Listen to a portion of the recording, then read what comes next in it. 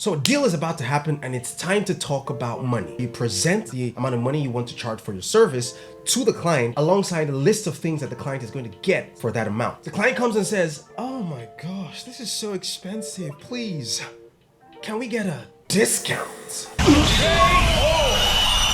So normally our reaction to this, especially if the client is really important to your career, is like, okay, so how much discount do you want? Like, we can give you like 10% discount or 20% discount. Stop! Never, ever, ever do that. You know why? Because you have already assigned an amount of money to the particular service that you're offering. Hence, you have attached a value to that service. So if you start to reduce the value of that service, it invariably reduces in value in the eyes of the client. But then the question is there a better way? Of course. There is. I'm going to teach you a better way to approach this, the TaiChi Way, where you will redirect the energy of the client and send it back to him.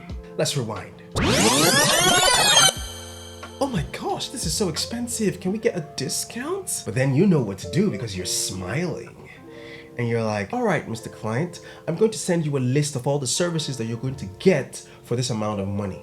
Now, what I want you to do is to cancel out all the things that you don't need, and then we can be able to readjust the price of the product or service. That was a TaiChi move.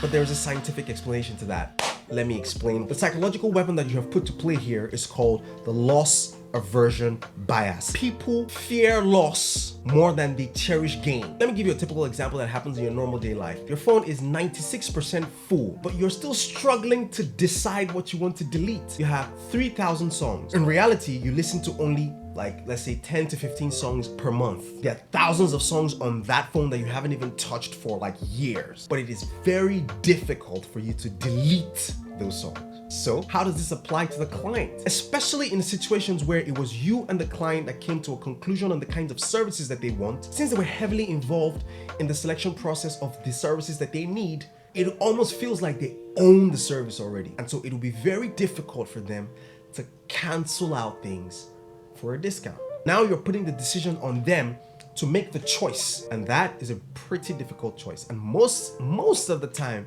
they end up canceling little to nothing at all. Join us again for another tips. Okay, that was trash. I hope you learned something new. This is me signing off. Peace.